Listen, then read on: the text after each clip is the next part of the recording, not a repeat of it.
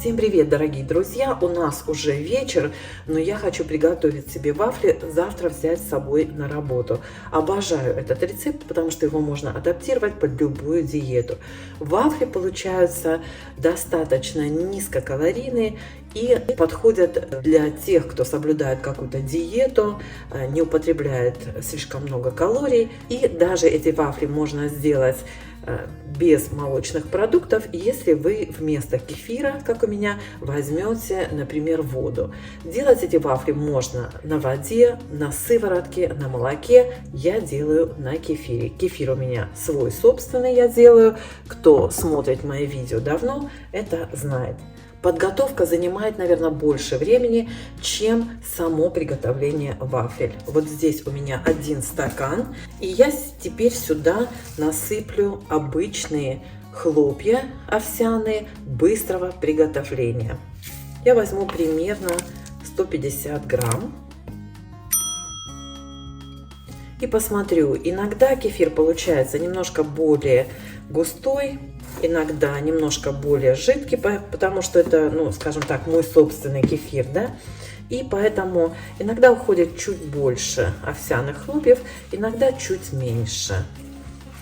Сразу добавлю щепотку соли, ну, примерно 1/4 чайной ложки. Вот смотрите, кефир густой, возможно, придется добавить даже чуть больше кефира. Конечно, чаще всего я делаю этот рецепт на глаз, но для вас, чисто для рецепта, я, конечно, все взвешиваю. Добавляю сюда 1 яйцо. Кстати, эти вафли можно делать на ржаной муке, на цельнозерновой муке, на гречневой, на обычной пшеничной. То есть, если вы не соблюдаете никакую диету, то вы можете взять обычную муку пшеничную, молоко, подсластить эти вафли, если хотите, и у вас получится шикарное вкусное блюдо. Ну, а вот для именно этих вафель, которые я сейчас готовлю, все просто, без сахара, без молока, без пшеничной муки. Вот и все.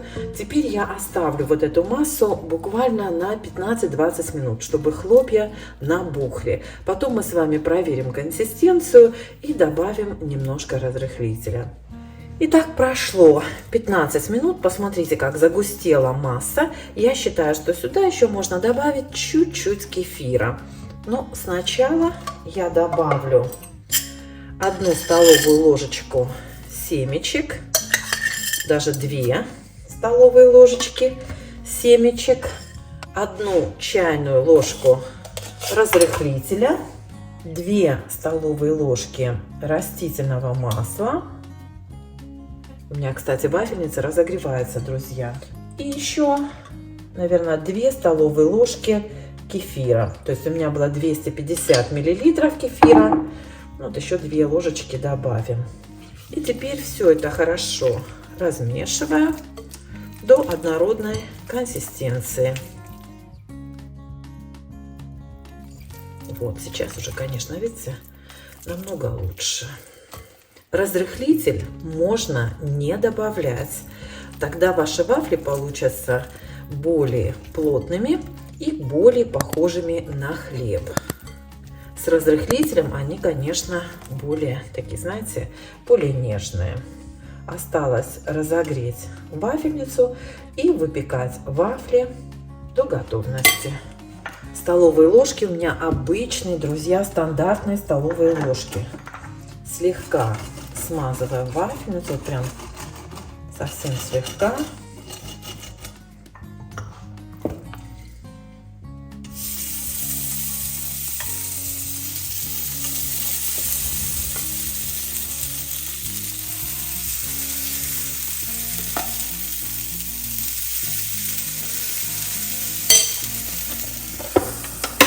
И выпекаем, как обычные вафли. Кто смотрит меня давно, знает, что у меня никогда не получаются вафли одинакового размера. Ну, посмотрим, как получится в этот раз. Друзья, как вкусно пахнет. Вы не представляете. Пахнет жареными семечками и таким, знаете, вот овсянкой, что ли, не знаю. Очень-очень аппетитно. Ну, вот так выглядят вафли. Жарить их можно до такой степени, до какой хотите. То есть хотите чуть более прожаренные, жарьте подольше. Если нет, жарьте до такого, знаете, коричневатого цвета. Что ты будешь делать? Опять у меня вафли разного получатся размера. Так, на один много. Вот, сделаю 3, получится побольше. Вот эти. Еще раз повторюсь, можете подсластить эти вафли, можете сделать их на сливках, даже если хотите, и тогда у вас будут очень вкусные вафли. Можно добавить сюда тертое яблоко, или тертый кабачок, или тертую морковку, или тертую свеклу, все, что хотите. У вас получатся очень красивые разноцветные вафли, с яблоком они будут сладкие, с овощами они будут просто полезными, вкусными, красивыми, разноцветными. Так что экспериментируйте на свой вкус. Единственное, что, когда вы добавляете тертые овощи или там фрукты, да, яблоко или грушу, имейте в виду, что они дадут дополнительную жидкость. Это нужно учитывать, когда добавляете овсянку, или вот я добавила еще дополнительно 2 ложечки кефира, то это можно будет тогда, наверное, не делать. Тут на одну вафельку у меня осталось. Ну, сколько у меня? 2, 4, 5 получится вафель. Я думаю, что можно было сделать 6 штук чуть поменьше. Но это у меня обычная история. Никогда не получаются одинаковые. Еще хочу вам сказать, друзья, что готовятся эти вафли очень быстро. Я добавила овсяные хлопья, не молотые. То есть у меня ушло минут 15-20, даже, возможно, у вас уйдет, на то, чтобы хлопья хорошо набухли. Если вы за 2 секунды перебьете эти хлопья в блендере, то вот эти 15 минут потом можно исключить. И у вас получится буквально на все вот это уйдет 10 минут максимум. Сразу включайте вафельницу и начинайте замешивать тесто. И потом только приготовление вот жарко самих вафель. Я готовила из 1 стакана кефира. И у меня получилось 5 вот таких, видите, больших вафель. Если вы хотите сделать вафли поменьше, у вас получится 6 штук. Ну, смотрите, это завтрак, это что-то взять с собой на работу, на ланч. Ну, для всей семьи подойдет. Этот рецепт, они вкусные, подойдут для всей семьи. Не только для тех, кто соблюдает какую-то определенную диету. Так. Ну, может, эти чуть-чуть подольше пожарю, чтобы они хорошо подрумянились. Вот эти, по-моему, получились, смотрите, вот эти получились мягкие-мягкие. Эти чуть-чуть поджарю подольше.